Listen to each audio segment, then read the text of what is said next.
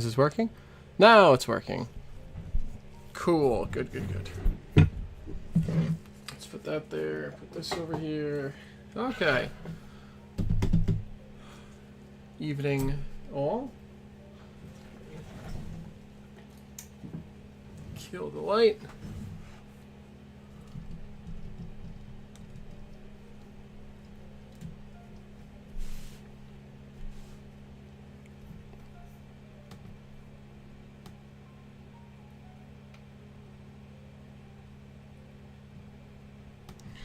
So, this is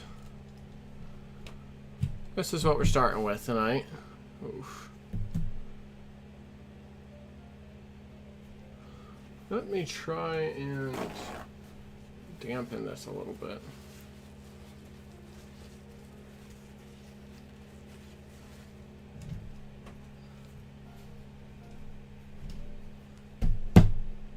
So it dampened at least a little? Yeah, a little bit.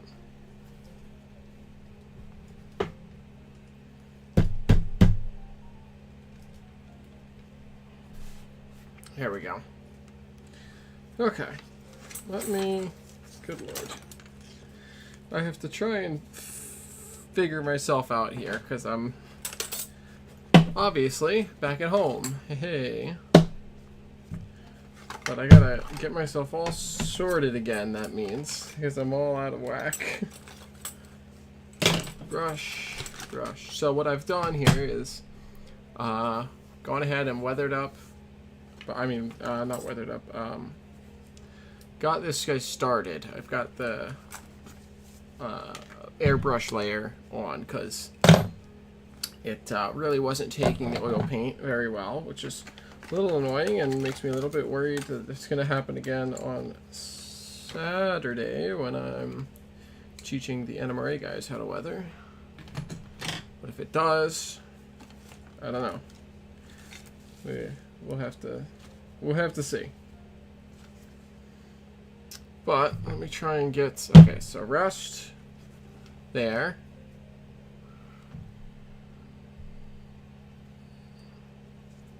That.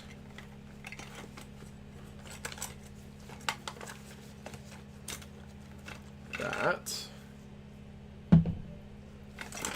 Okay, and this, put that away. And take this out. I think that's everything I need for the night.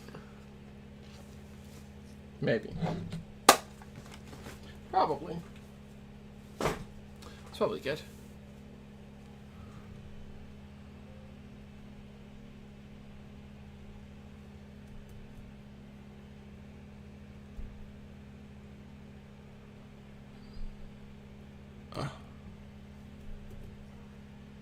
I need to adjust that way. That way it doesn't waft into the camera. Okay. So, I hope everyone's doing well tonight.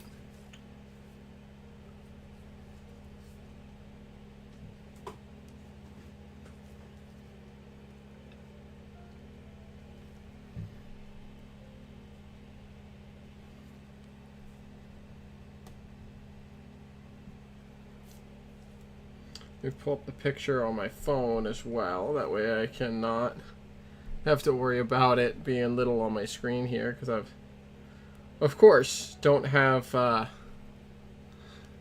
don't have my monitor set up or anything yet. I'm just on the laptop alone right now.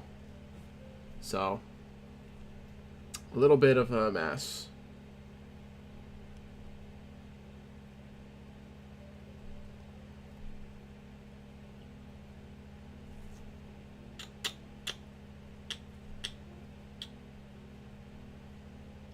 Weathering reference. There it is.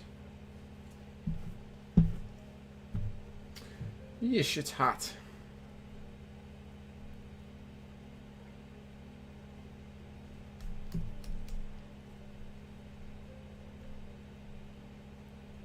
There we go.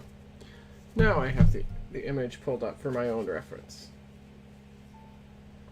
So, let's begin. So, Actually, let me see if I can pull out. I don't know if I'm gonna. If it's in here, I'll pull it out. If it's not in here, then I'll figure something else out. But I want to see if I have my Tamiya panel liner. I do have my panel liner. So that's what we're gonna start with. Oh, be quiet, advertisement. Let me also take these out. And I'm sure I'll find other things that I want to take out as I go, but we'll start with that.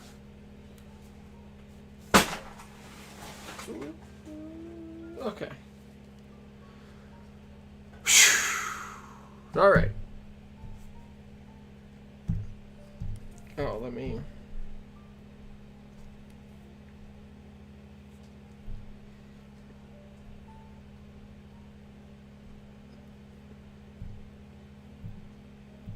turn that off. There we go. Back to here. There we have it. Okay. So, the reason I pulled out this panel liner here to start is because if you notice on the prototype picture I'm working on, whoops.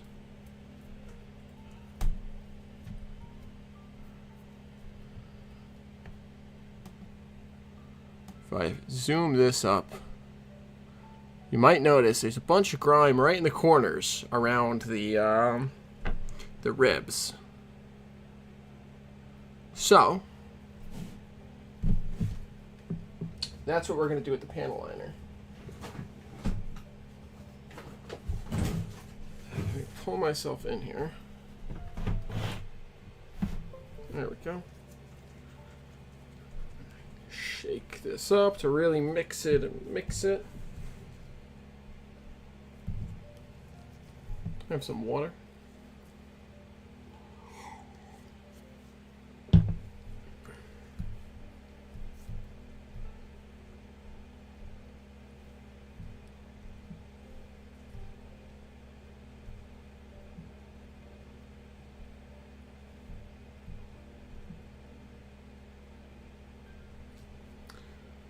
Okay.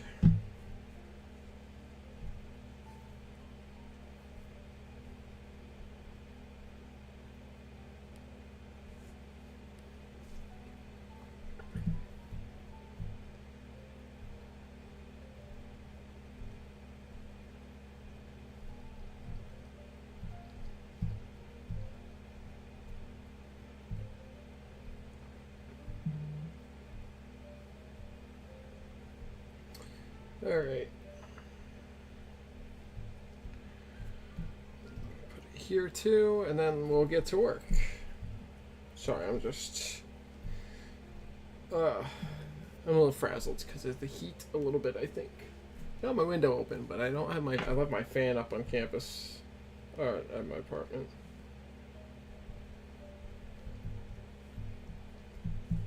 So a little bit, you know.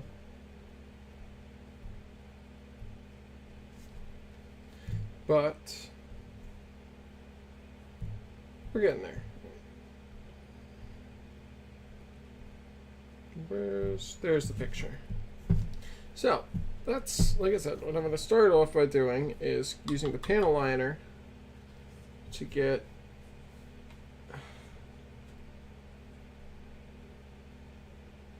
like that.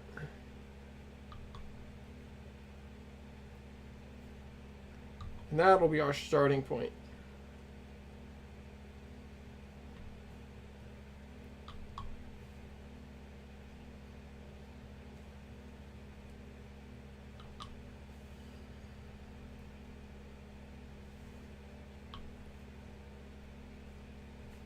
This is not going to get a ton of rust, I don't think, but it's going to get very much grimed up.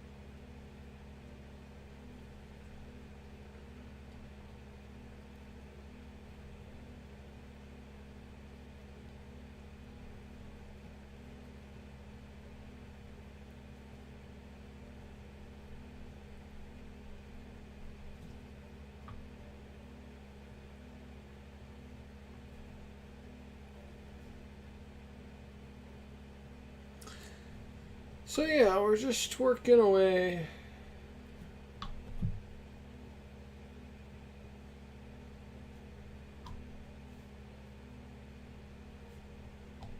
And then from here, we're going to really grime it up. We're going to do some rust.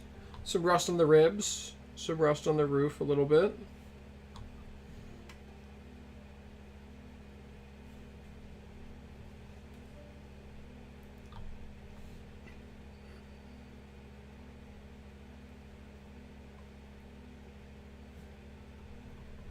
Okay. Drip that there, drip that there.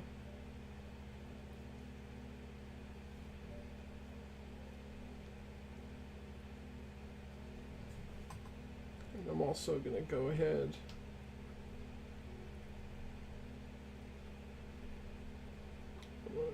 and kind of lighten this up a little bit by spreading it around. And I'm also going to hit these down here to really pull out all the detail.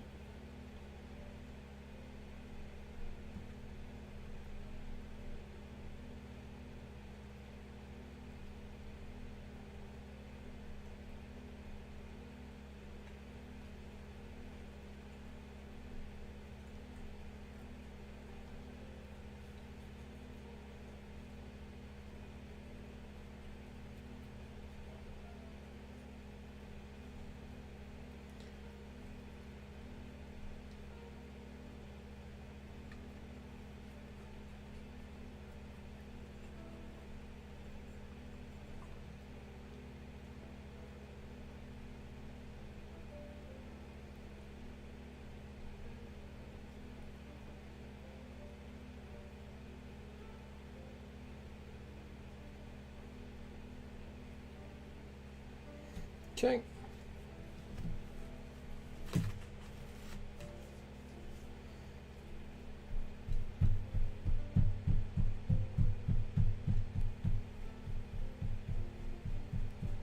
Kind of clean up a little bit.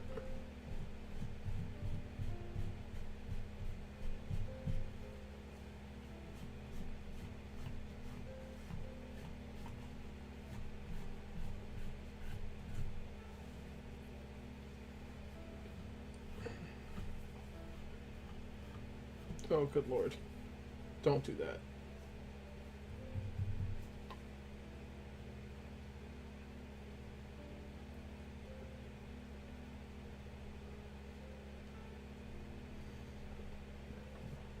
Hey, how you doing, Brandon?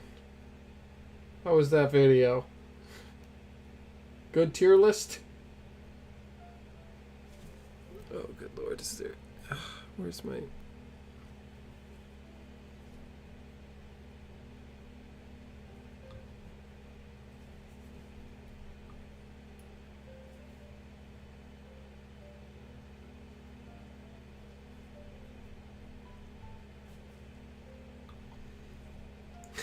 Glad to hear.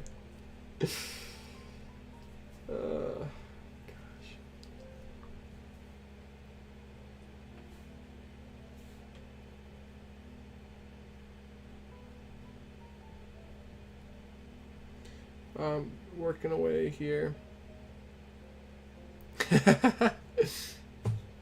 That is pretty funny. That is pretty funny.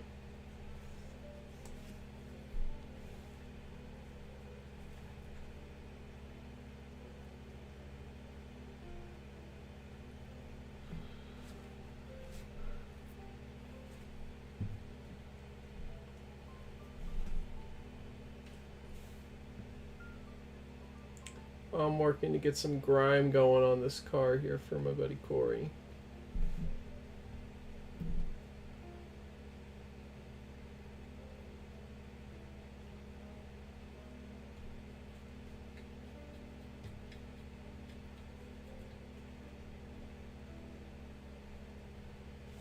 So really getting some grime going tonight. Not a ton of rust, I don't think, but a ton of grime.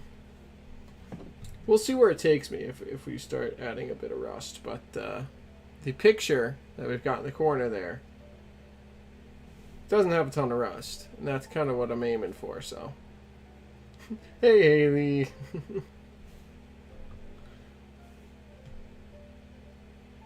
So you guys are both done now, huh?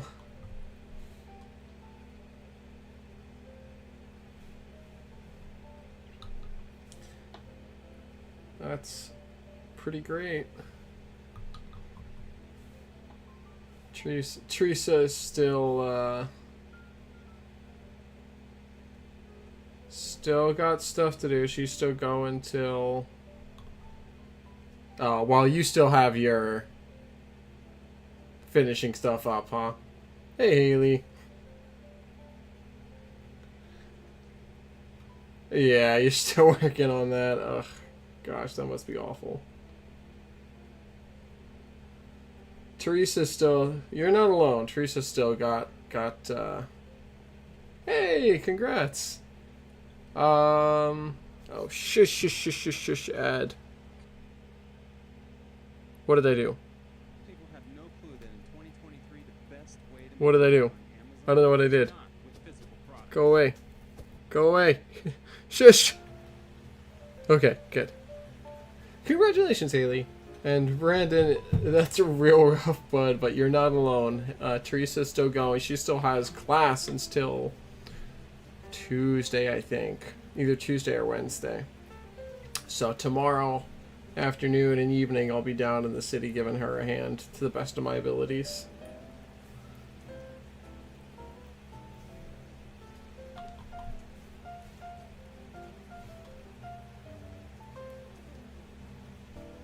Haley, do you know what time your ceremony is? I might be able to pop over afterwards and say hi, because I'll be up there again. Saturday morning, I'll be in Phoenicia teaching guys from the National Model Railroad Association division how to do stuff like this. And then afterwards, I'm going to head back up to Troy and hang out there for a little while. But maybe I'll pop by and say hey.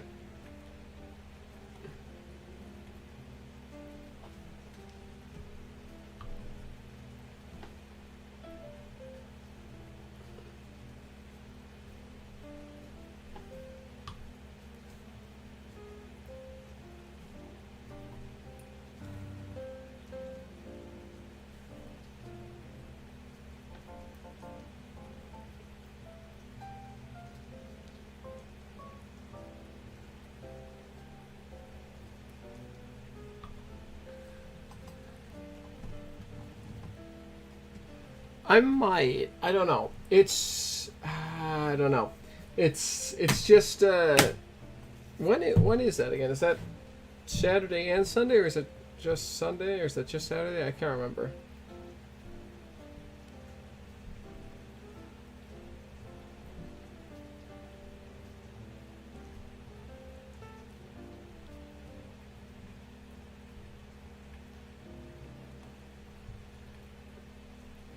Oh, it's both. Maybe I'll swing by then in the afternoon. Like I said, 10 to like probably 2. 10 to probably 2-ish. I'll be in Phoenicia. Can't go Sunday because Sunday is my mom's graduation. Ah, I see. Well, maybe I'll still... I don't know. We'll see.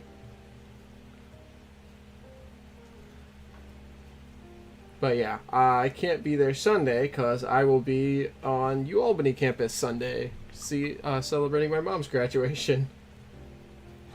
She's getting her second master's.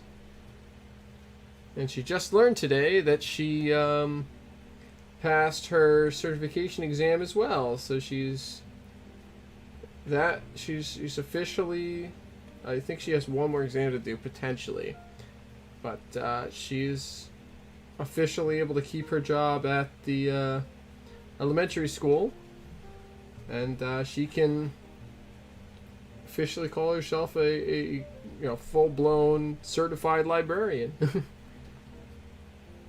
I will. I'll tell her tomorrow. Huge. Huge, even.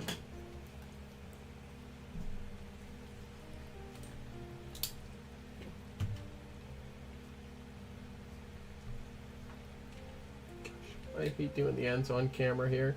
It's so hard to see the ends on camera.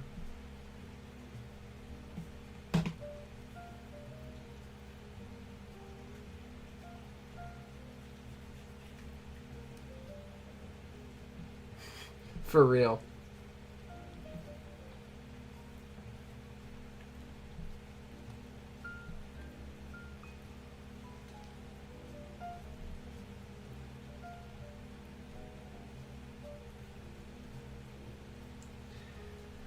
So we're all almost there, almost. You just got to finish up your stuff, Brandon, and then Teresa's got to get through next week. And then we're good. Right. I think that's good.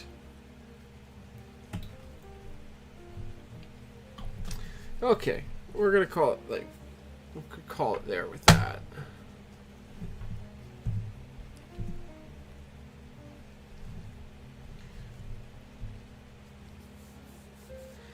Alright, let's do a little bit of rust. Little rust.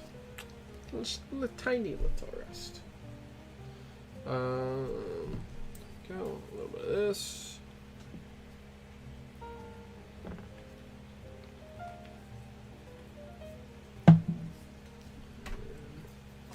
So, yes, I have in the past, but it's, I'm not going to do it on this because this is not my car. I'm doing this for Corey. But, yes. Trying to think of well, an example of one that I plan on doing is I have gondolas. And gondola cars generally are run the hardest on the railroad out of basically anything. They just get scrap thrown in them, and also, you know, all sorts of beat up and everything. So, some people go as far as using a soldering iron to warp down the sides of the panels and melt the plastic a little bit. That way, it's all warped and deformed. But I've never done anything as far as that. But I have put little scratches in the car and then put rust in the scratch to show, you know, a deep, particularly deep cut.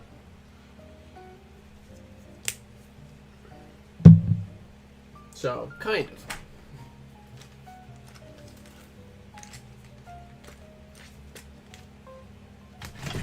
Let's mix up this rust.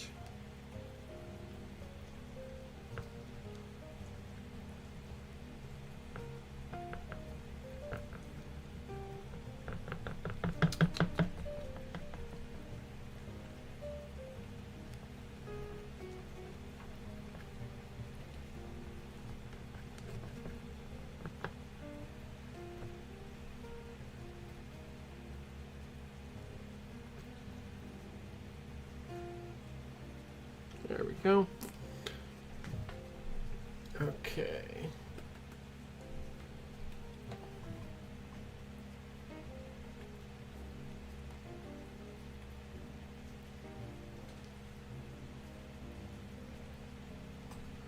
And we're going to put rust on these ribs because since they're standing proud of the main surface, all the dents and divots and scratches and everything will hit those first.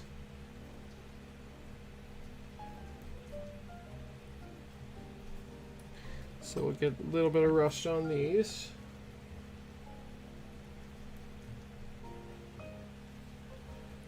And then we'll go from there.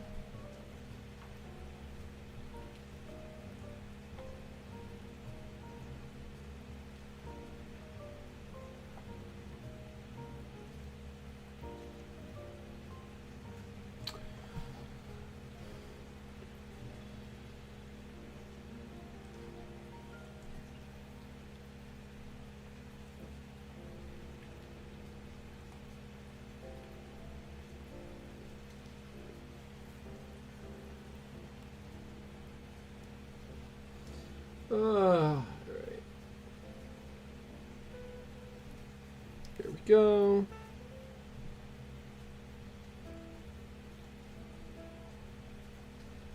Also, I'm going to get the bottom because as the rocks get kicked up and whatever,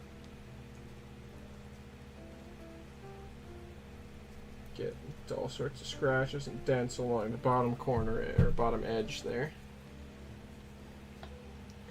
And there's not a ton of that in the prototype picture I'm working on, but that's what I'm good at, so we'll do a little bit of it.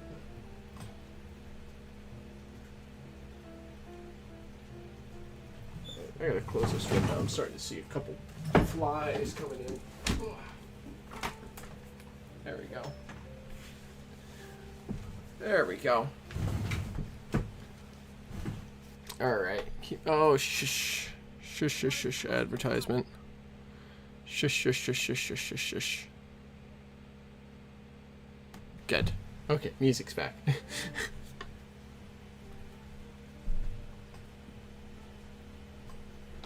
A little bit of rust down below.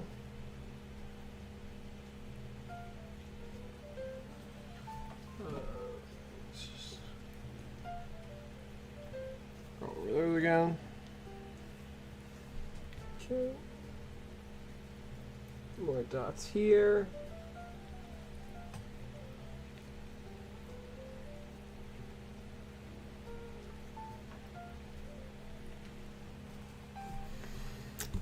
Okay. Keep on working the rust in.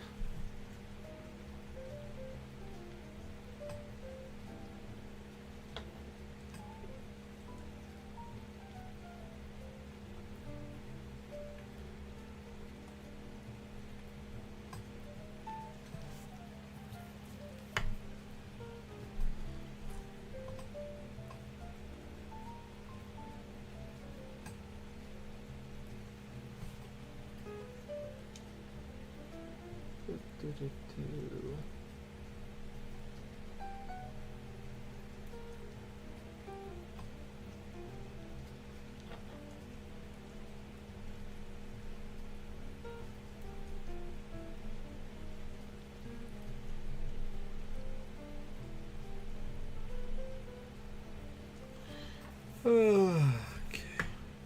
Jeez, I'm a little sleepy.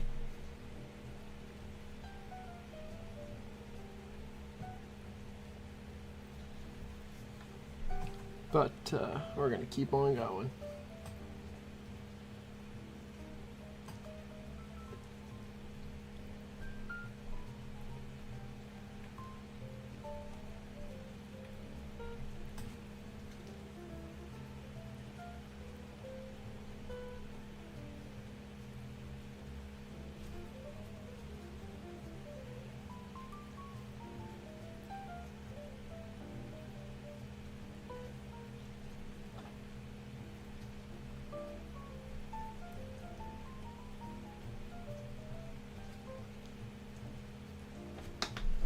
Okay.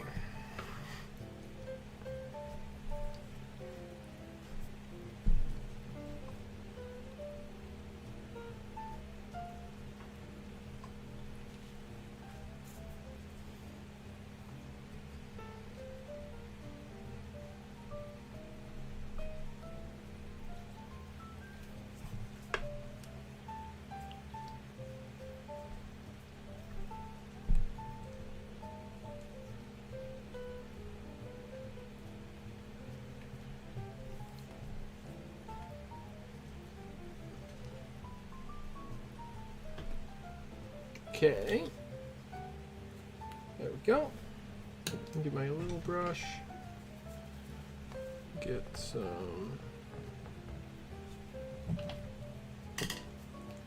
oil paint.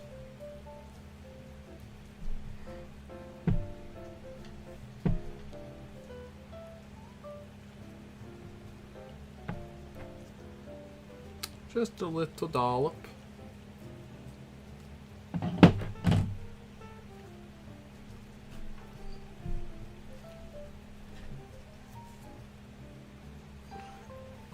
Okay.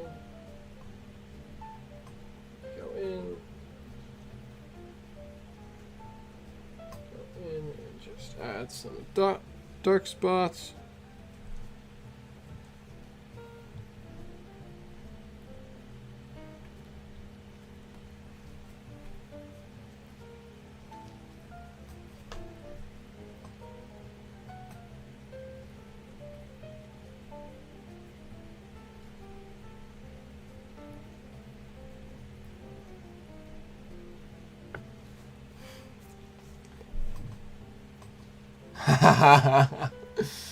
That's yeah. I kind of, well, I don't really want Star or Comet in here because they would have an absolute play date with my trains, which are not exactly packed up right now because I was running them last night a little bit. But that would be pretty funny to watch, I'd imagine.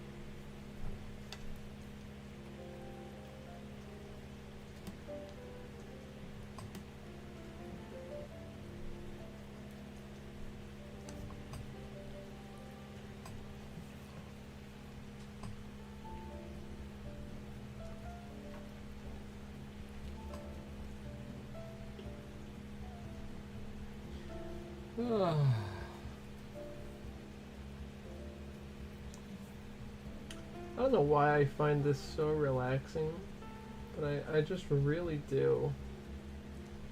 Just this act of bit by bit bringing a model down from shiny plastic to rusty metal. I just find it very calming for myself.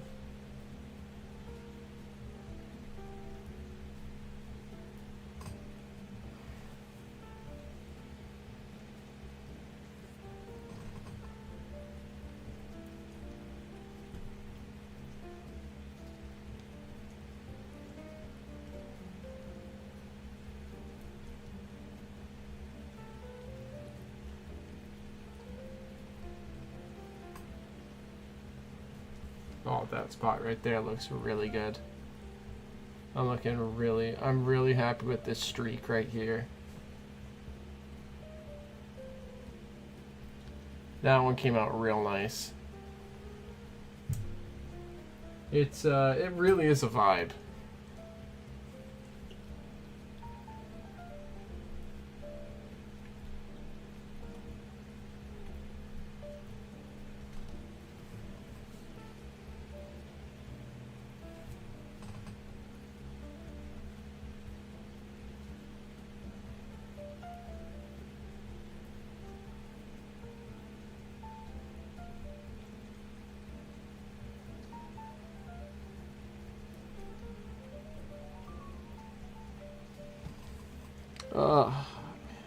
Yeah, I'm really happy with how this one's coming out because I'm trying to keep it minimal, which is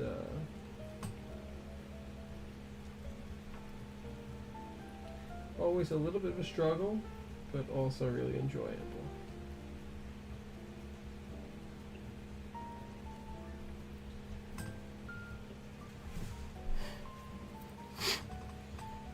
It's still in a very rough state at the moment.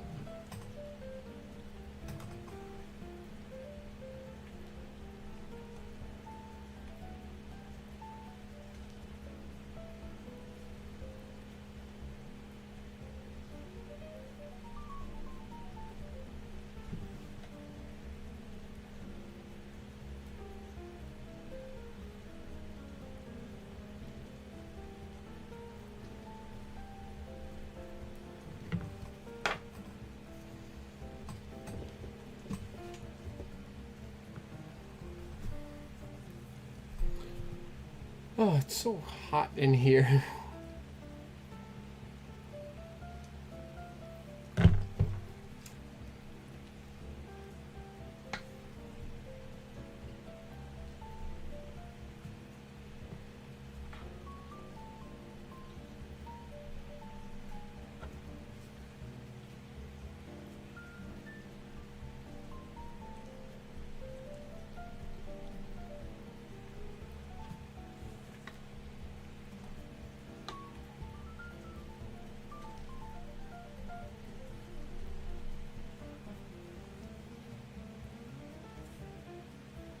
Okay, and now what we're gonna do is a little bit of this, and then we'll take this and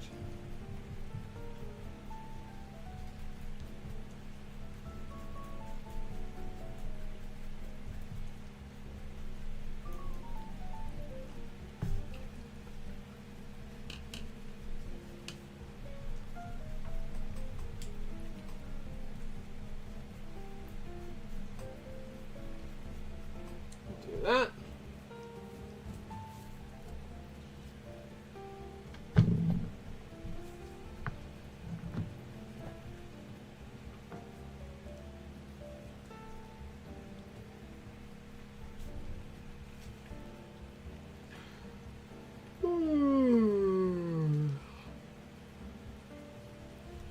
Sorry. Good night, Haley. Thanks for stopping in.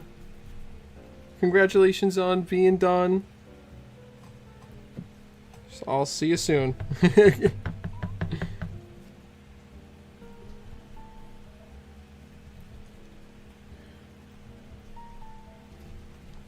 we'll do this technique again. This seems to work well. Just do this.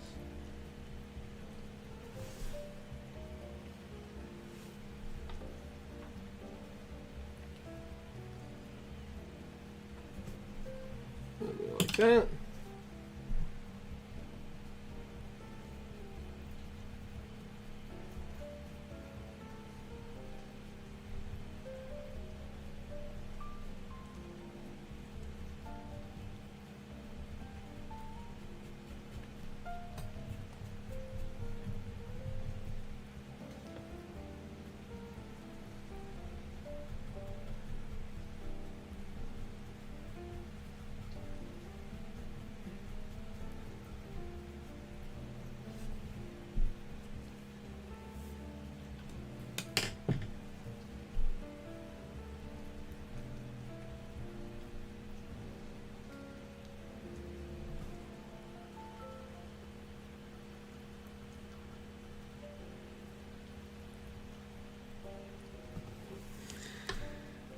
Oh boy.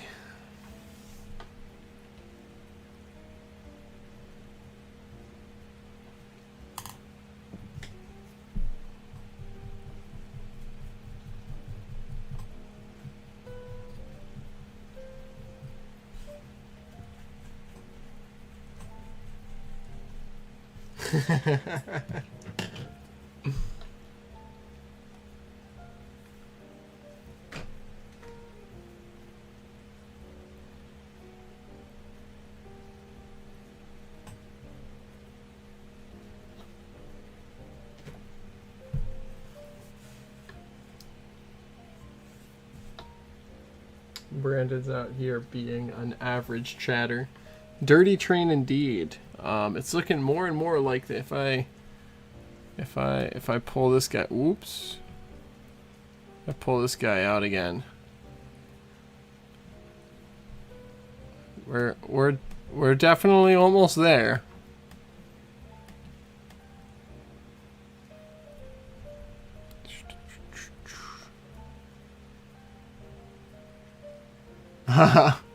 Rip.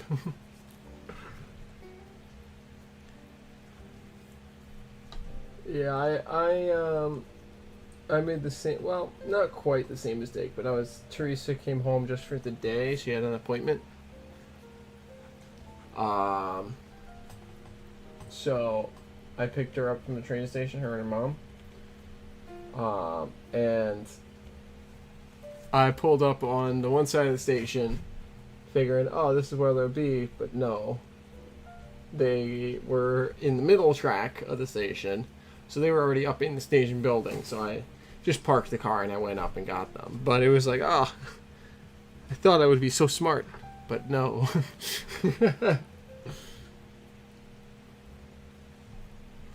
Alright, I think this side is pretty close to good.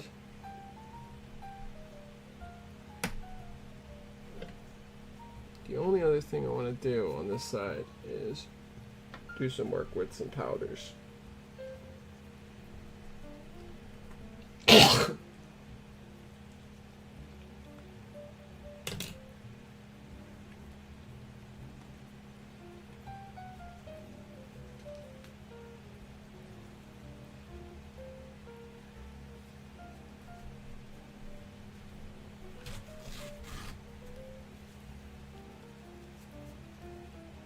Okay. Printed. Grime. Some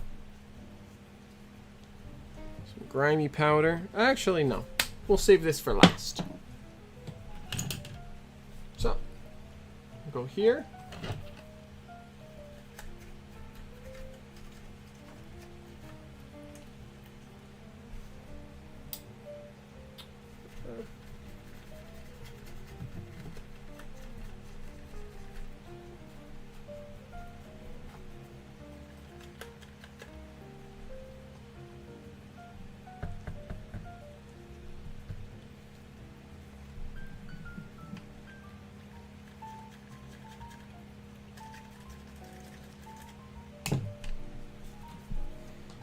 I'm just having to do this off camera just because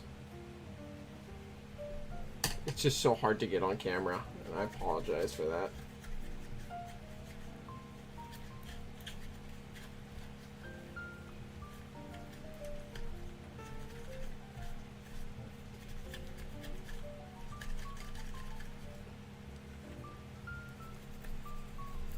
Okay.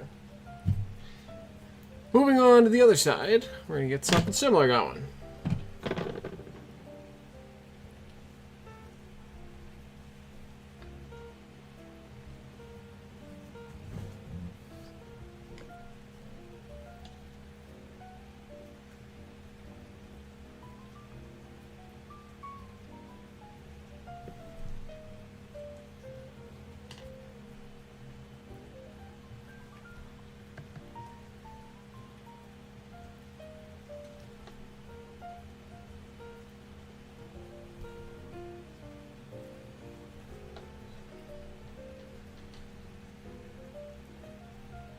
Oh, I lost my...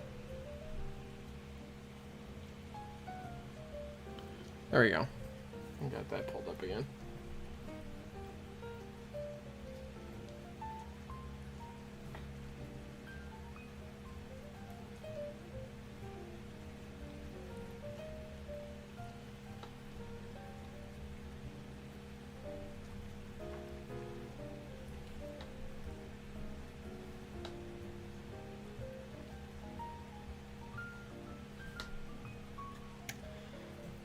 Okay.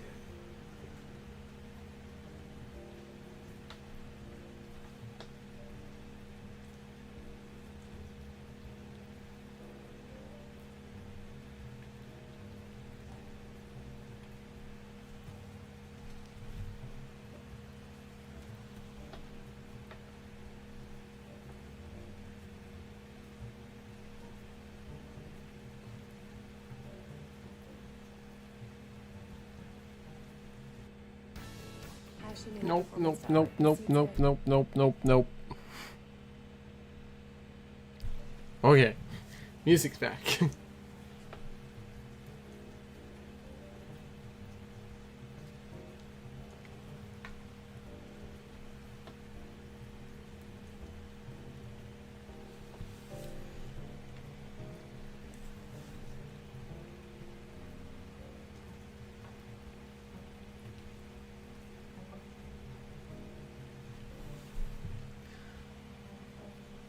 Ugh.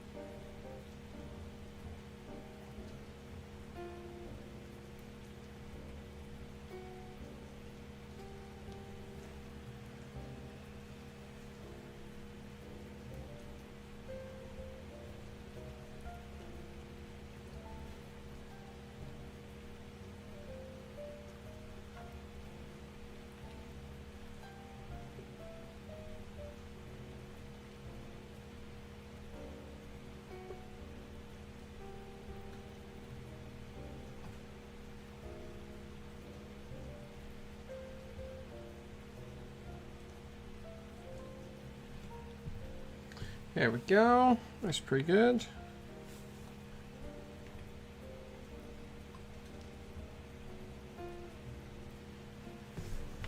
It's getting pretty good.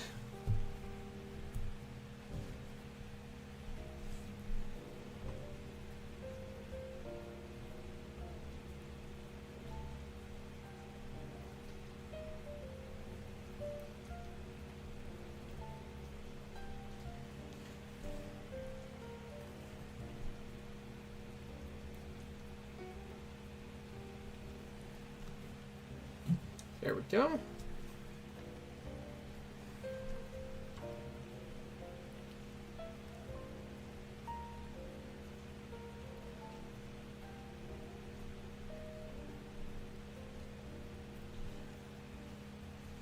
Good, good, good. Gosh, I keep moving the car out of frame. And because I don't have my monitor right here, I can't just go, oh, it's not there. No, I can't do that.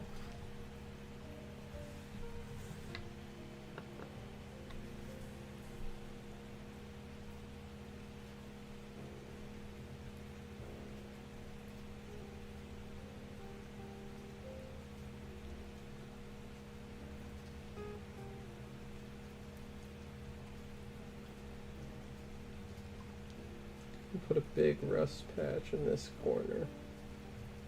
Because why not? Because F it. Why not? Put some rust up there for Corey. For funsies. For funnies and ha-has.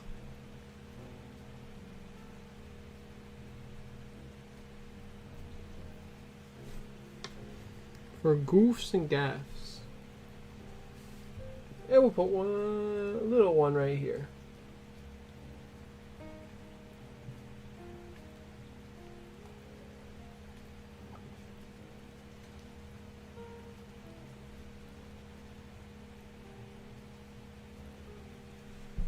Yeah.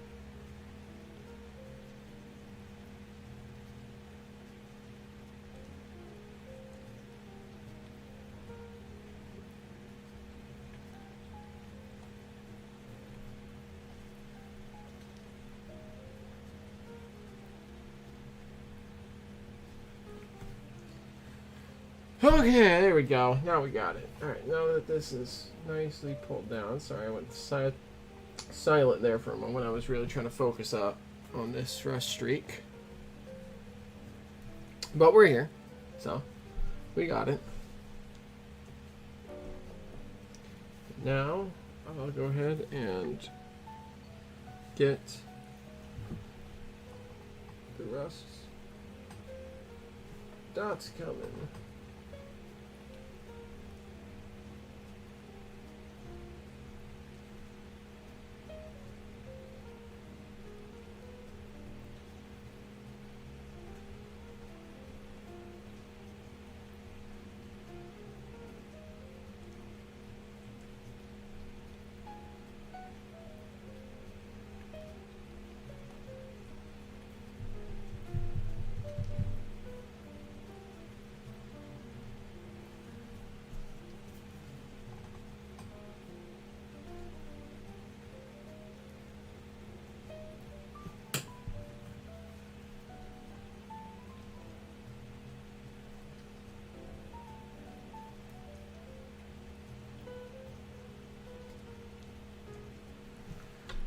Go.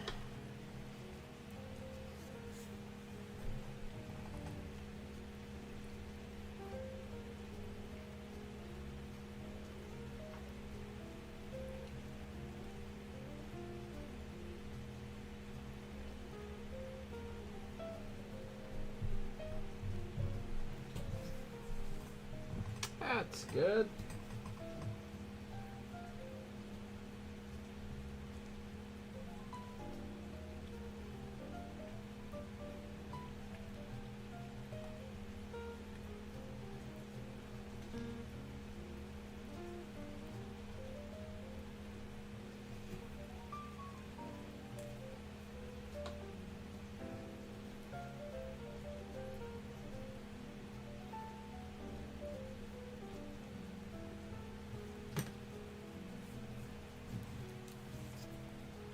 So Milwaukee is in. Oh, we do got to take people back to Sloop. that would be sick. Milwaukee is. Hey, welcome, Ditch. Glad to see ya. Brandon, Milwaukee is in. Why is my brain totally blanking on the state? It's kind of the Midwest.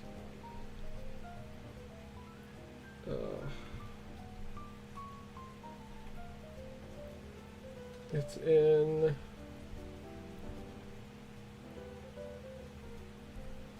Wisconsin. That's the one. My brain totally blanked, but yeah, it's in Wisconsin. Thank you, Ditch. Whew. That was a rough one. My brain went completely blank. Anyways, Ditch, how are you doing out on the West Coast? I imagine it's what, 9, almost 10 o'clock there? No, almost 9 o'clock there, if I'm doing the math right. One of the two. I don't know. I can't do math. I think it's 10, because it's no, maybe it is 9. Oh, be quiet, advertisement. But, how you doing out there?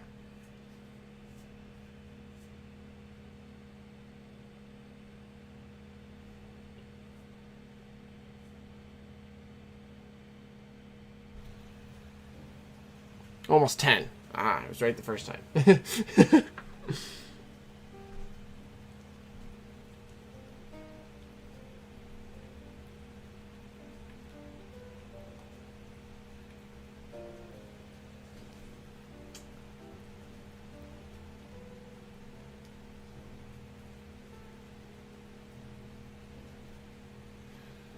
Just relaxing. Very nice. Very nice. That's kind of the state I'm in. Obviously, though, it's significantly later here on the East Coast to be just relaxing. But weathering is a very relaxing act for me. It's I was telling Vector here before. It just calms me down, and it's just it's very chill activity for me. Because and I imagine for people who have less experience with it, it's probably not quite as relaxing. It's probably a little more stressful to get it right. But for me, it's just a very kind of chill, slowly bringing a car from a piece of plastic to something a little more real. So. Oh my goodness. That is an evil act. You gotta eat both halves.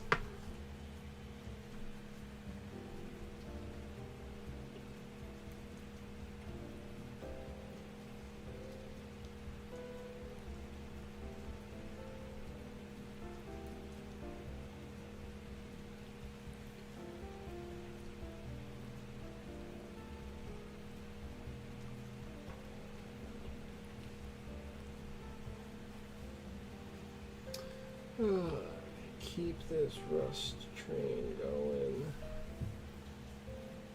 There you go. I mean, I like it, but it's yeah, it's in this case vanilla is not quite as good as chocolate. Generally, I make the case for vanilla, but black and white cookies is an exception to that rule.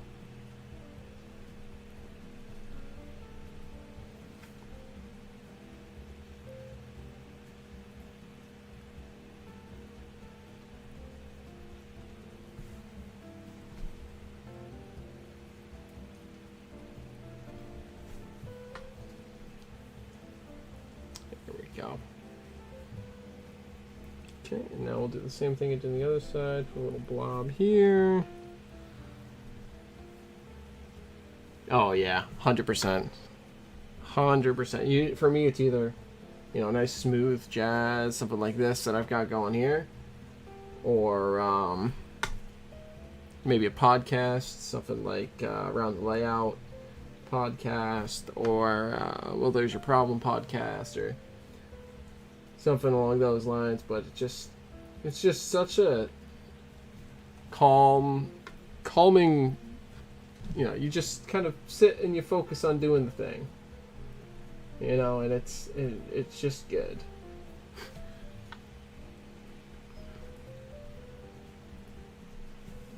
Where's my big fat brush? Right here.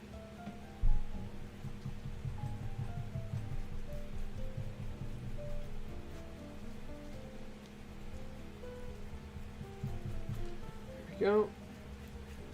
Something about doing this stuff late at night, though, is part of the vibe.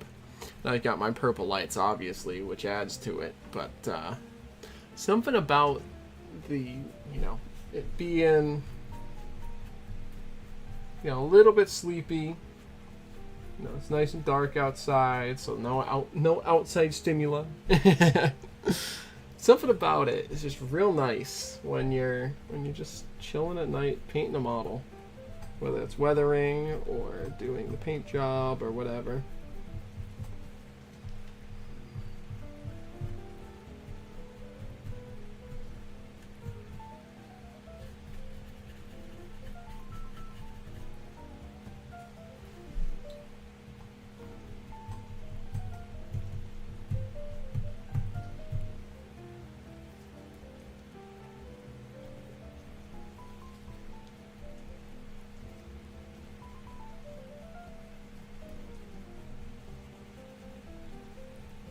Kenny G's not bad. Kenny G's not bad.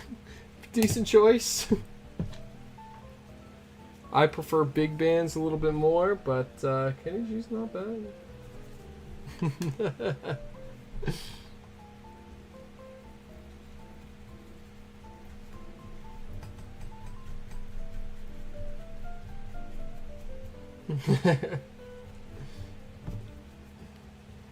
Fortunately, it's I don't have my fan with me, so my my room is a little bit hot at the moment, which makes it a little difficult to chill as much as I normally would. But we're still chilling, alright.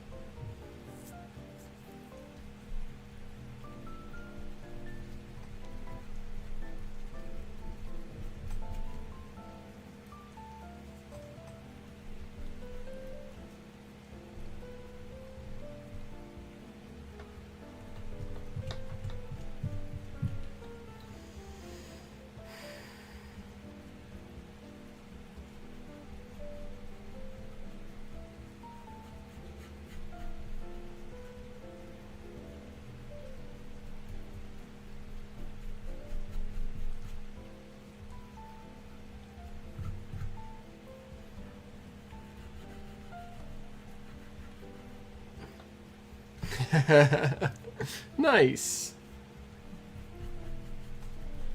I'm personally I'm a big proponent of listen to everything. I love jazz. I play jazz on the trombone.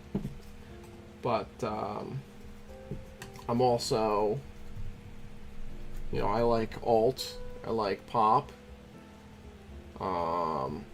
I like some bluegrass every now and again, especially when I'm doing train stuff. Sometimes my uncle's in a bluegrass band. Sometimes I'll throw that on if I'm in a particularly kind of folky mood, but that kind of folk stuff is real good as well.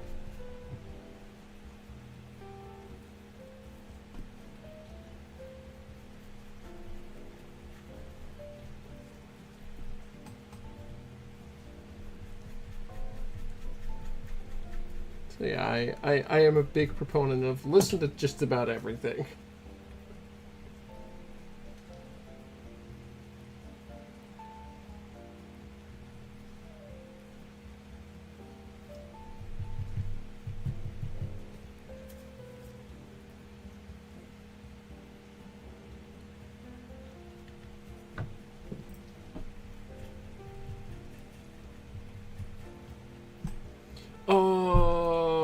gosh, I don't remember if you did. I know you've told me about him.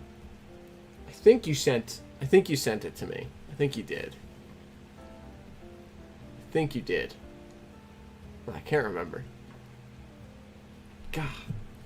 My brain don't work. My brain don't work. Nice. Very nice.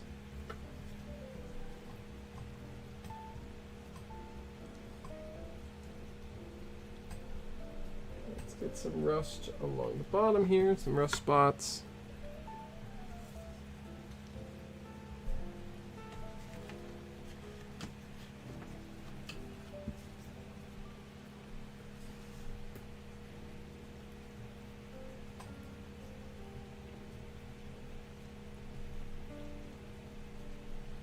Tuba is very chill.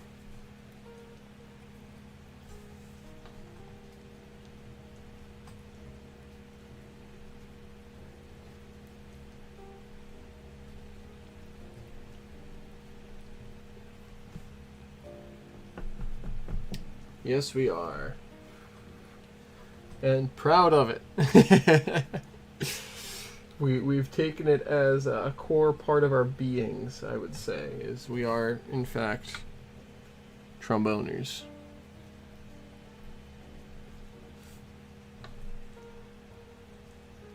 Nice. Good choices. I especially like Black Sabbath. Motorhead's pretty good, too.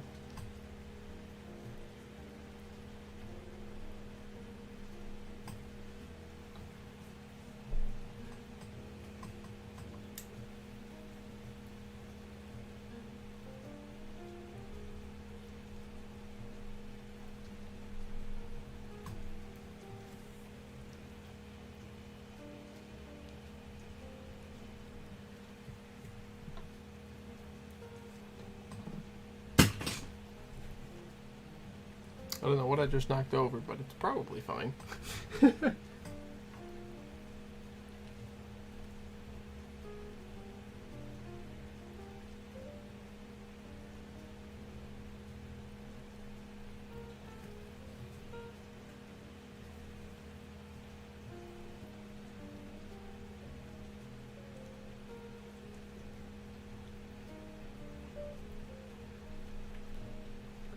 Okay.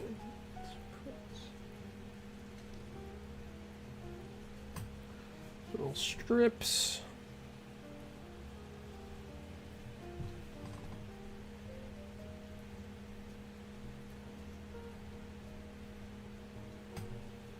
Little streaks of rust.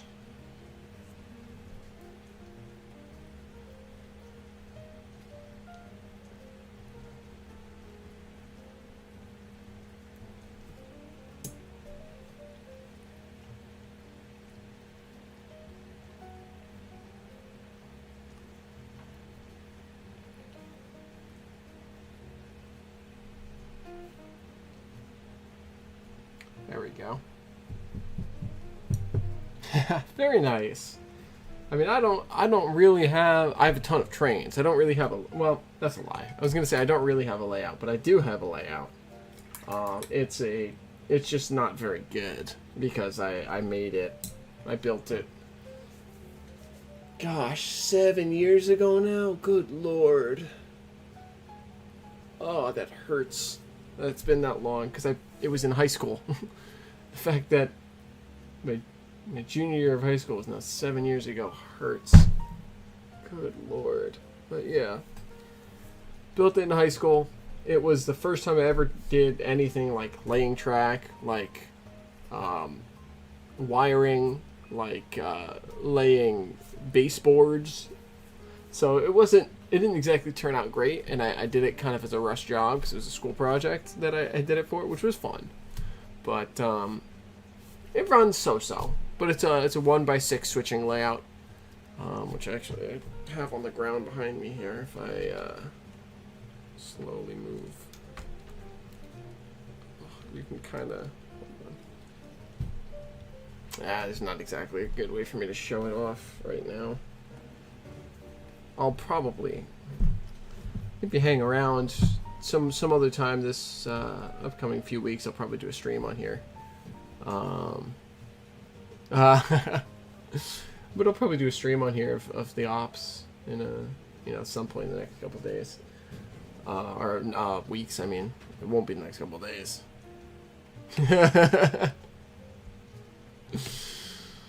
Time goes by. Time goes by. Good lord. Okay, but yeah. So I have a layout, but I just finished in college now, so I am planning out.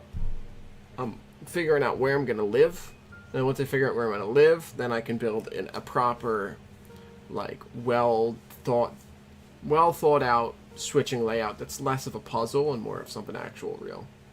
Exactly, and this is good. It's fun. It's good. I ran a little op last night. Where's I have my notebook here. No, I put my notebook somewhere else. I must have put it out in the other room.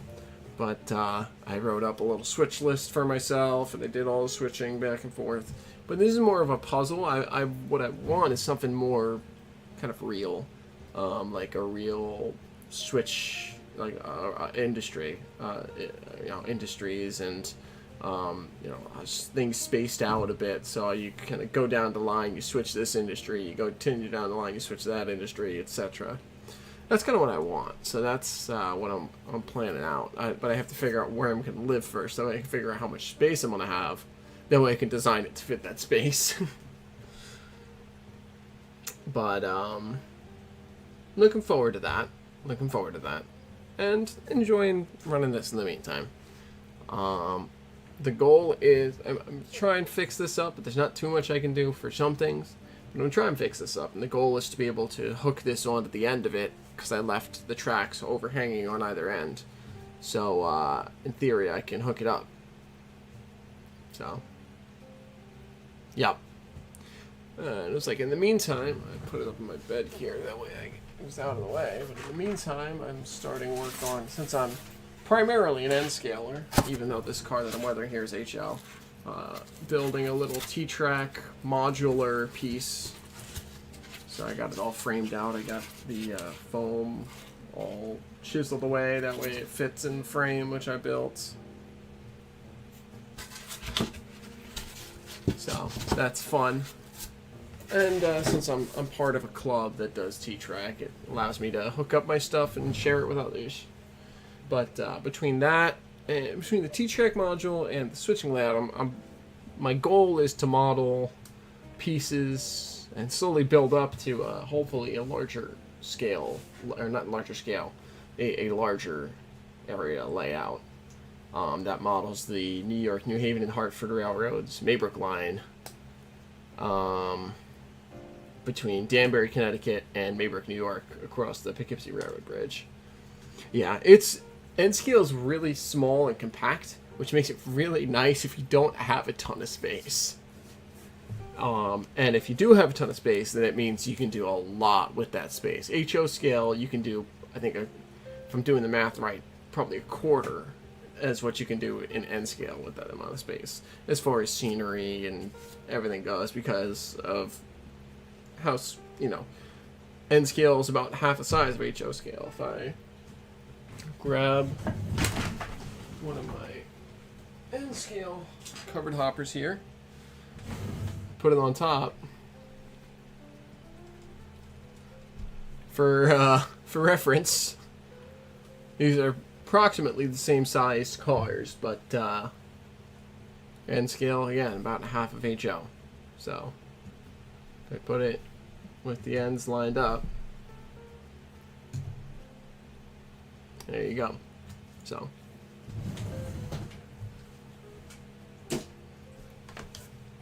but yeah, that's my focus, is the Maybrook line, because I've just fallen in love with it. Grew up near it, or near what's left of it, because after the Poughkeepsie Bridge burned in 1974, yes, Katara is his cat, and she requires attention while feeding.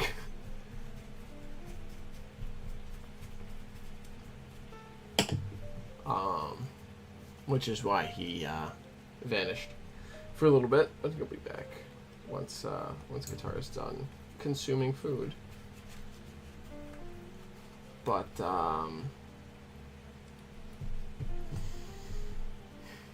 yeah, it's just so much more. Exactly, it's just so much more possibilities for a given amount of space.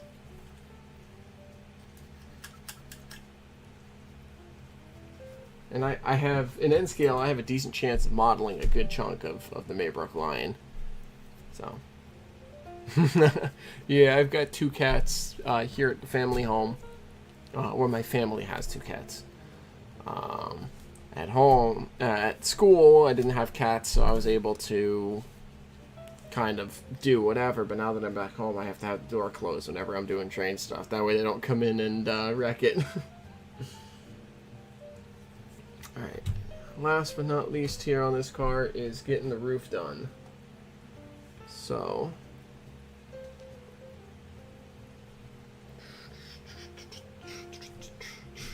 there's not really a ton I want to do on the roof of this car. I want to do some rough spots, particularly where I did streaks, so that would be here and here.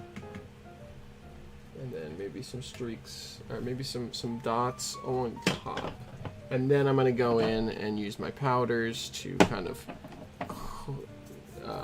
pull everything together. But yeah, cats and layouts is it's a hard mixture to get to work. That's why we've ever since we got the cats back in 2020, we haven't been able to set up my N scale around the Christmas tree ever since, really, because they just swatted away. So we've gone back to the classic Lionel. Yes, I've seen that. It's I've seen plenty of clips of that. It's really funny. It is really funny. Where the cats just sit and watch and wait, and then the trains will like inch up to them, and then as soon as they start moving, the cats will just bat it away. Really funny. But I imagine they do it with relatively cheap trains, and it's an attraction, so I imagine they make a good return on it.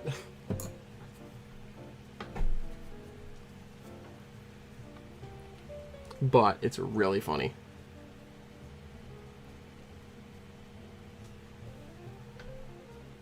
Oh, nice! I've got some Conrail. Where's my train box? That's over there. Yeah, I model the 1970s and 1980s, so Conrail is very much alive in my modeling. Where is...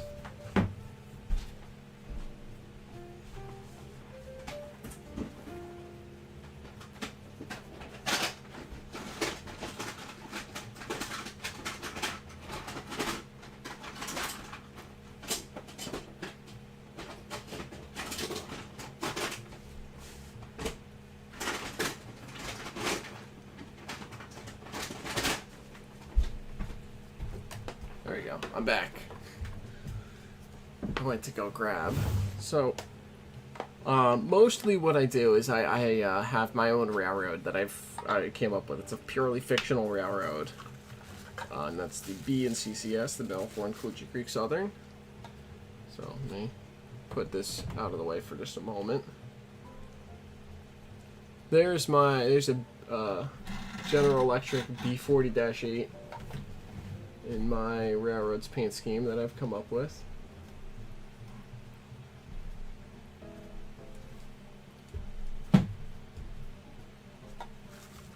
And then, so that's what most of my locomotives are, but I do have one, and we'll hopefully by the end of the year have a second Conrail locomotive, because it's the era and the location of Conrail. So I have second B40-8 in the Conrail scheme. And I love Big Blue. It's what my dad grew up watching. On the Maybrook line. He remembers the end of the days when they were kind of wrapping up service after the bridge burned at Poughkeepsie. The line was kind of cut in half, and traffic died off a lot. And the Penn Central and eventually Conrail just really didn't want to repair it. They just didn't feel like it was worth it. So after that, 1984 is the last freight train, like, servicing industries on the line ran. But at least to Poughkeepsie. But 1980s, 1990s, Conrail ran the line through to Beacon and did some connecting work there to get trains from Danbury to Beacon and then on to the Hudson line along the Hudson River.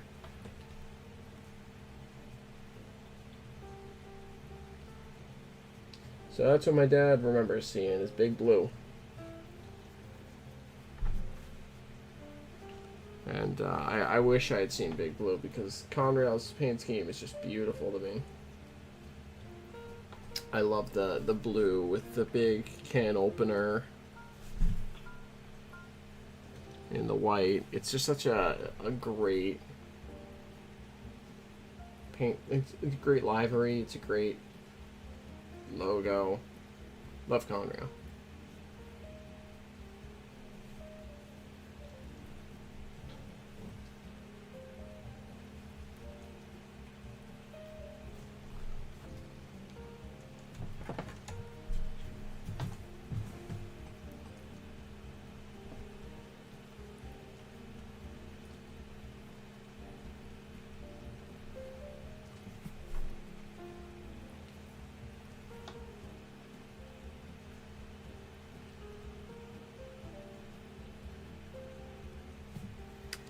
Alright.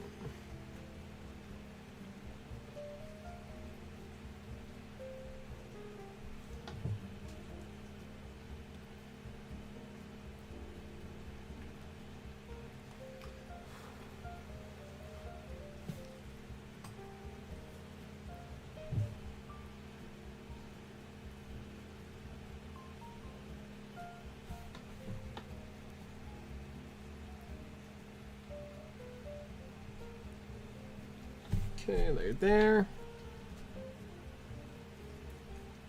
Nice. The Susquehanna is great.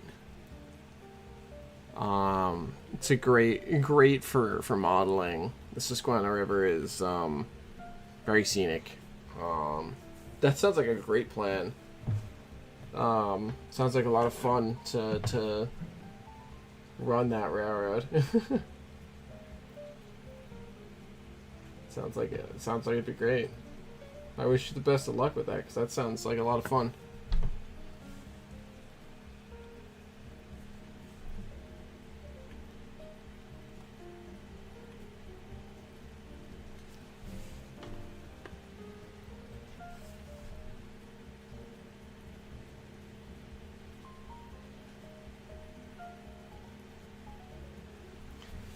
Just get some rust on these hinges.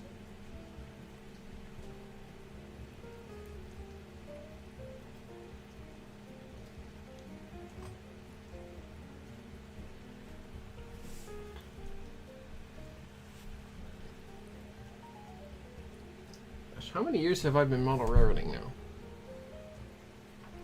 Oh Lord. I'm trying to remember. Trying to think back.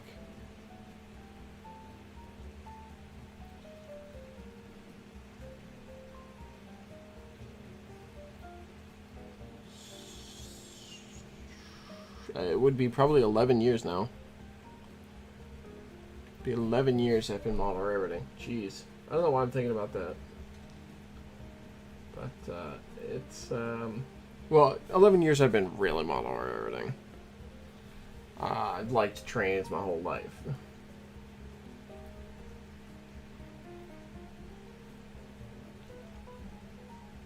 And I had, you know, HO scale starter set when I was young and stuff. Ooh, yeah. I love Shays. Shays are some of my favorite steam locomotives. They're just so unique and really kind of like they feel very rugged. Some of if I ever get a chance, or well, I have to get a chance at some point to make my way down to Cass, West Virginia, to go to the Cass Scenic Railroad.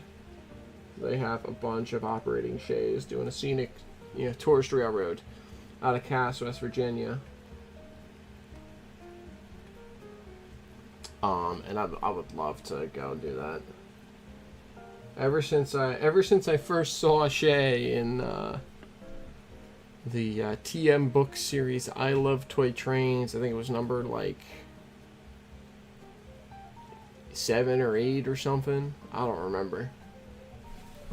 But ever since I saw it in that, I've been in love with that kind of locomotive. Someday I'll have to pick up an Atlas model of the Shay.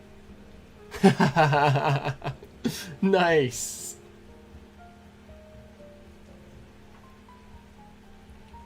West Virginia's a beautiful state. I was down there for the Scouts National Jamboree back in 2017. It's like the New River Gorge and everything is just absolutely gorgeous. Really picturesque.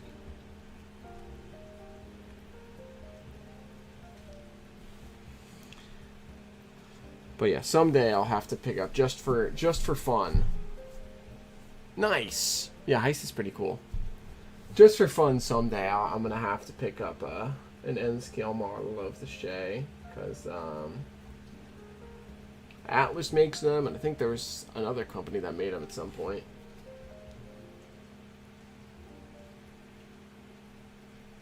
But I would really like to just for fun have one. Nice. I was fortunate enough to be able to, you know, work with the right people and make my way all the way up to Eagle.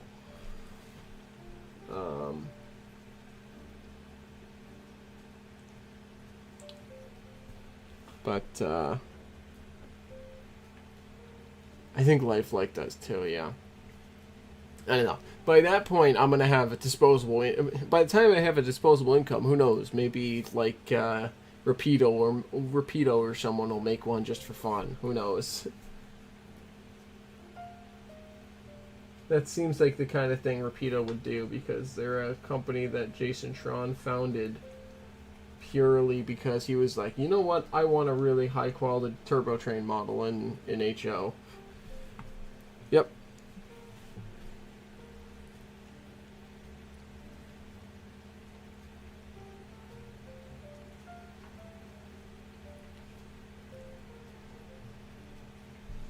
There we go. Get some rust spots.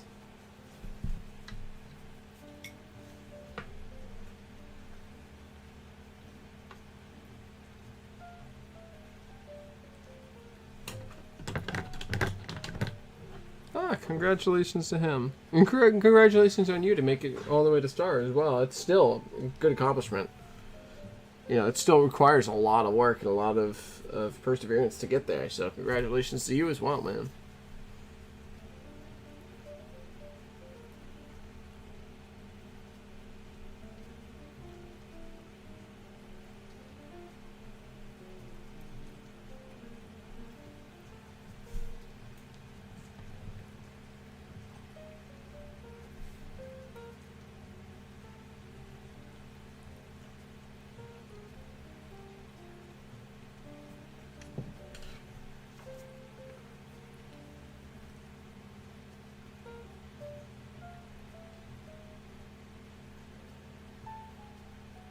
Ah, that would do it, yeah. That would certainly do it. You were off doing doing other work.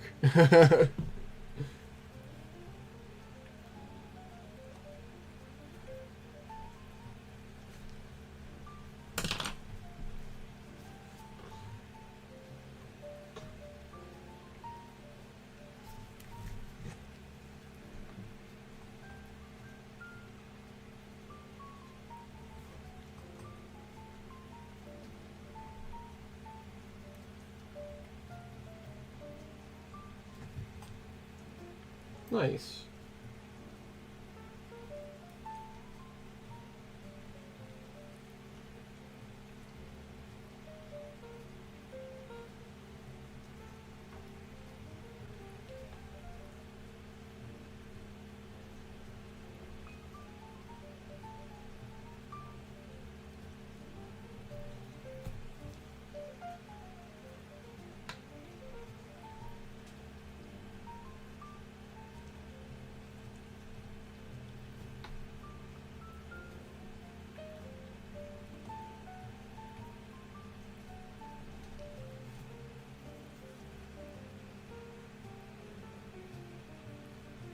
I don't know why when I wrote the title of the stream and I was making the description and everything, I said cars plural. I don't know why I was deluded enough to think I could get more than one done tonight. That's not happening.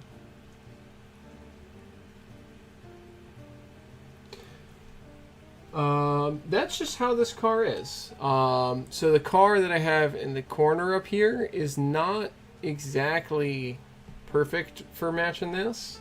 This car just has 4 ribs, a gap, 3 ribs, a gap, 4 ribs, and I think that's because it's a 3-bay hopper. So you have a bay here, a bay here, and a bay here where the grain or whatever's inside fills it up. And so there's probably the structure for the walls of the bays here, so it doesn't need as much reinforcement, whereas here you just have the grain pushing on the side of the car, so you want ribs. That would be my guess as to why there's gaps here and here. But I didn't do that. That's just who made this model.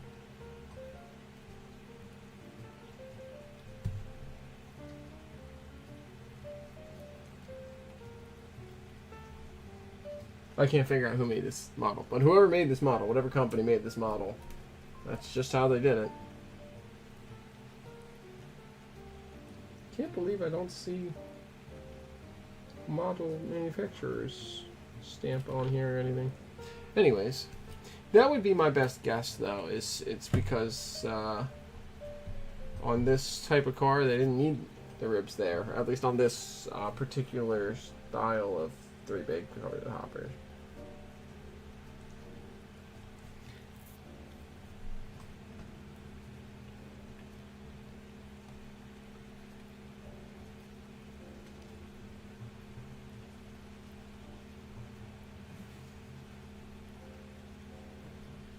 I assume that was the that speaks to your question,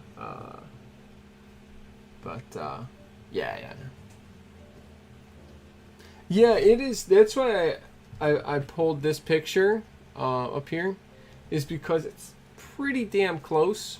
Here, if I zoom it up here, you could see it's pretty close. And close enough to act as a kind of guide for me, because I sent this to the guy whose car this is, my buddy Corey on YouTube. His channel is Ars Trains here on YouTube. But this is his car, and he asked me to weather it for him. And so I sent him a series of pictures of a bunch of different things for the cars that I weathered for him. So I got this one. I had the other 2 that are already done, and then I have 2 wood-sided cars, which I still have to consult with him on as far as how heavy he wants them weathered. But we did this car, which is a D&H patch out of either a Rutland or a either a Rutland car or a Reading car. Can't really tell. And this Lehigh Valley Snowbird Scheme boxcar, which I did for him as well.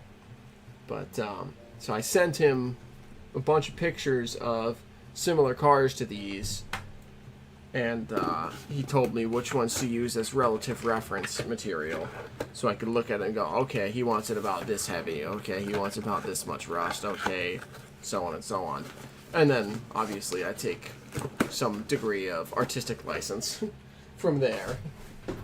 But so that's where this picture came from, is I found it online, and I was like, it's pretty close to this car.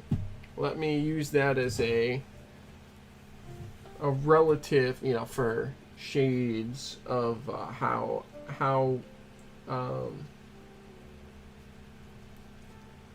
what am I saying? How much fading the paint would see, and how much grime and how much rust would this car get, and so on. Thank you, I appreciate that.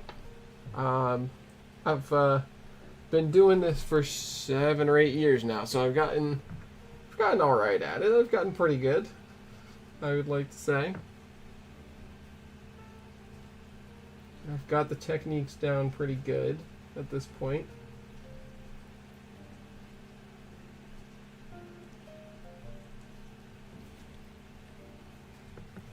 So I'm glad you enjoy it. I'm hoping Corey does as well.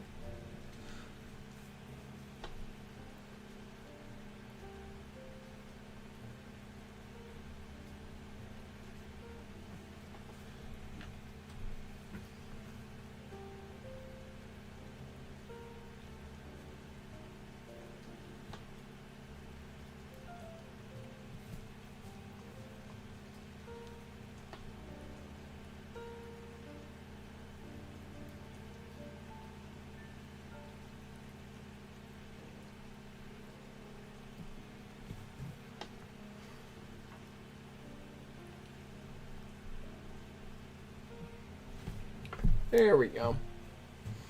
Okay, we'll let that sit for just a moment. But yeah, so did those cars. I'm doing this one for him. This one's almost done. Here's the trucks. I've already completed the trucks. Very happy with how these came out. Yeah, I think he will too, but only time will tell. No, I'm sure he's gonna love them. He's tuned into previous streams as I was working on the Delaware and Hudson boxcar, and he said it looked great. So I'm looking forward to being able to give these back to him, hopefully sometime in the next week or two. But so yeah, these 3 will be done, and then I have this wood-sided New York Central boxcar and the second wood-sided Delaware and Hudson boxcar to do for him. And I still have to talk to him about how heavy he wants those, and send him some potential reference images, and get some feedback on him as far as how heavy he wants things to go.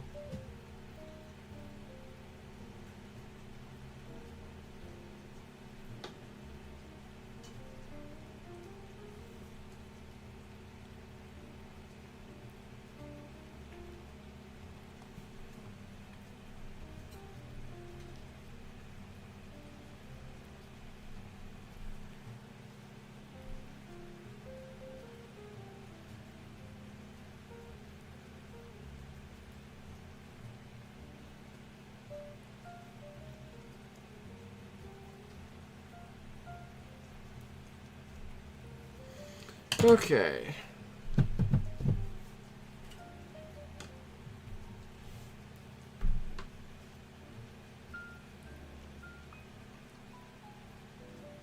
Where is mine? There we go. Okay. So let's finish things off with a little bit of powder.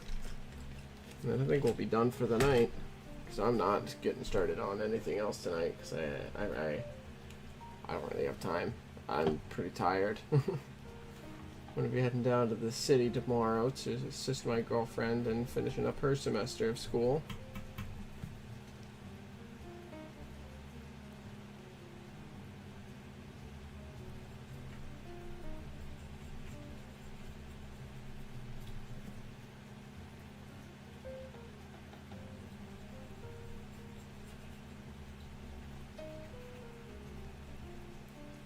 Oh yeah, for sure, for sure. Reference images, in books. Honestly, I find reference images in books to be way better than online, because the reference image online that you find on like a Google search or something, that could be, 3200 by 3200 pixels, or it could be 150 by 150 pixels. And you don't know until you click on it, and all of a sudden, oh, where'd the train car go? All I see is these pixels. But book in a library, picture in there, you know exactly what you're getting, and it's almost always really high quality, really high resolution, and you can kind of, physically have it. I can't read online. I can't read on a computer, or even like something like a Kindle. It's not, I don't really love it. I love the internet for a lot of things, and it makes information so much more available. But yeah, absolutely. I mean, I have, if I go ahead and oh well, that's not going to work because I have the camera all inverted to do this. But if I pick up my laptop here and rotate my camera view to there, you can see a very small portion of my magazine collection right here. We got all these guys here. We got a folder with some Trains magazines. A lot of Trains magazines, a lot of Model Railroader, some Model Railroad Craftsman, some Shoreliner, which is the New Haven Railroad Technical and Historical Association's magazine. But we got those. We got another stack. We got a third stack here, and then I have a whole big box full of magazines downstairs in the basement that I just brought back from school. Now that I'm moving out, so I got my magazines, and I love reading. I love going back and reading them again. It's just, magazines are just wonderful.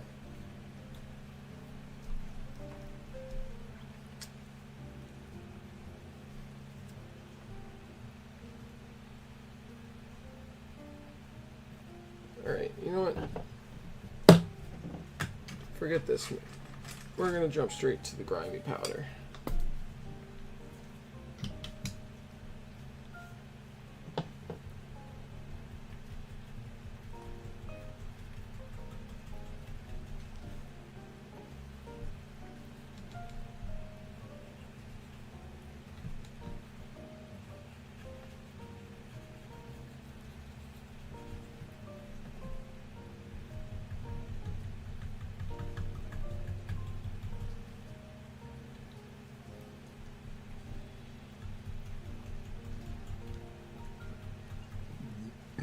Oh, pardon me.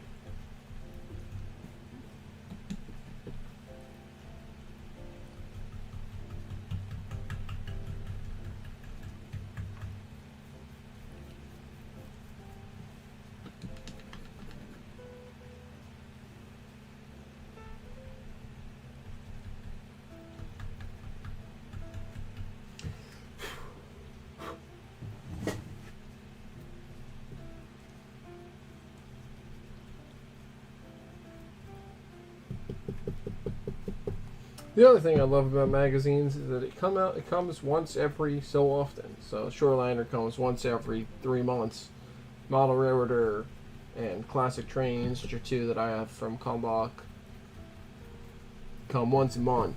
Or actually, Classic Trains is another quarterly, so every 3 months. But it gives me something to look forward to. So, when's the next issue coming out? So I can look through it and read it and enjoy some of the pictures. Whereas the things online, it's just, there it is. All right, that's done. Moving on. So, appreciate that about magazines.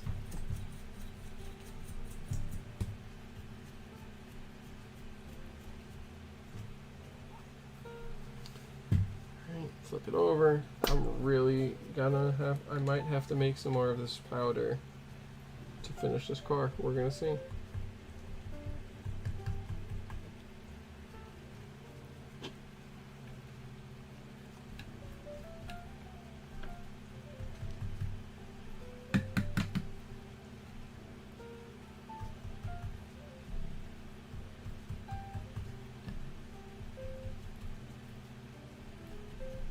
Yes, for sure. For sure. I picked up...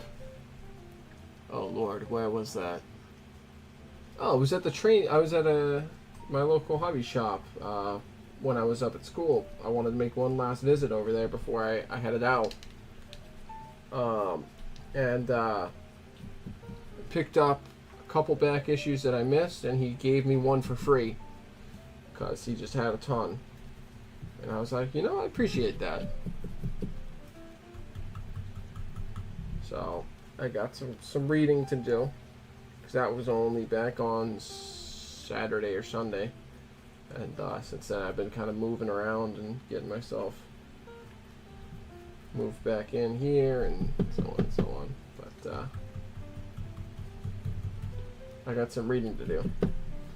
There was the one back issue I was particularly looking for because it was one I was really looking forward to getting, but it unfortunately fell right in the gap between my subscription periods where I hadn't renewed yet, but I was out from the previous subscription period, and I was looking forward to it a lot because it was Model Railroader magazine, and the cover photo, the issue on the cover was of a layout that I've been to several times, and a layout who you know, I've done three operating sessions on. I've weathered cars for the guy. He's the vice president of the NMRA division up there. So it was one that I was very happy to be able to pick up. All right, I think that might be it for this car. I just give a little bit more. A little bit more of that. Just a little grime up top. I'd say that's pretty good. So, let's go ahead, flip it over.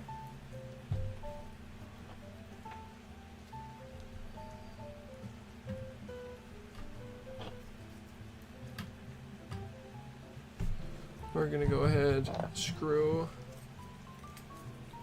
the trucks back on. Where did I put that little baggie with the screws? There it is.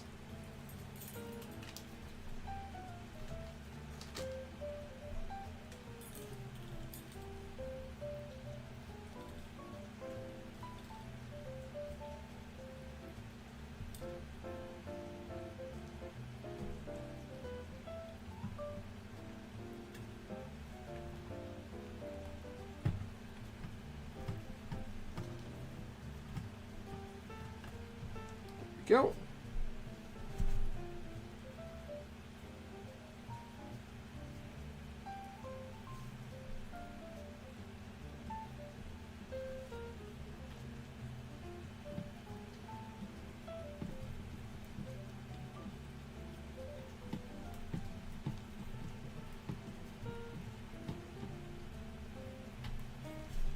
There we go. Okay. MILW 98589 is ready for the road, I think. It just needs a coat of dull coat over top of everything to seal it in, which I'm not going to do tonight because I got to set up my airbrush for that, and I don't want to do that right now. I don't want to go through all that right now. But there we have it. So if I let me use my phone's flashlight here.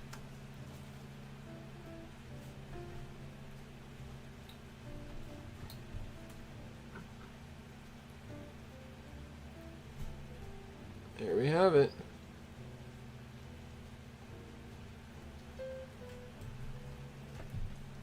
This side's a little bit more messy, but that's okay. It's not my best work, I'd say, this side, but it still looks pretty good. So this side I'm really proud of, though. The small streaks of rust down here, the big streak from the top. Really proud of this side. It came out real good. I'm happy with this car. I'm quite happy with how this came out. So So yeah, I think that might be it for me for the night then, fellas. I think my glad you enjoy it. Yeah, let me pull out the other two here. Thanks, guys. Pull out the other two here. That way, if Corey ever goes back and rewatches these, you can see all three of them together now. All three of his modern stock that he's given me. I have to do this. Yeah, of course, man. That's my that's the reason why I'm sharing it out here. Is one, so I can enjoy it a little more, but also so y'all can get some good vibes. Okay, let me.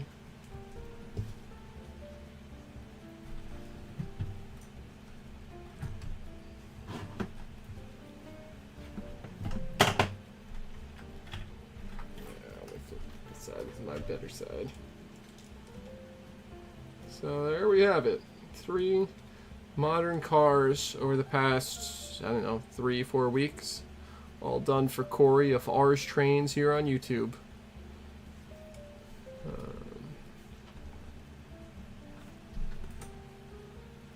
So, hope you all have enjoyed. It's always a pleasure chatting with y'all as I'm working. Helps the work go better. Helps me be able to focus better. And hopefully you guys get something out of it too. So thanks you all for watching tonight. It's always a pleasure. And hope you all enjoyed. Have a wonderful rest of your evening. And I'll see you next time.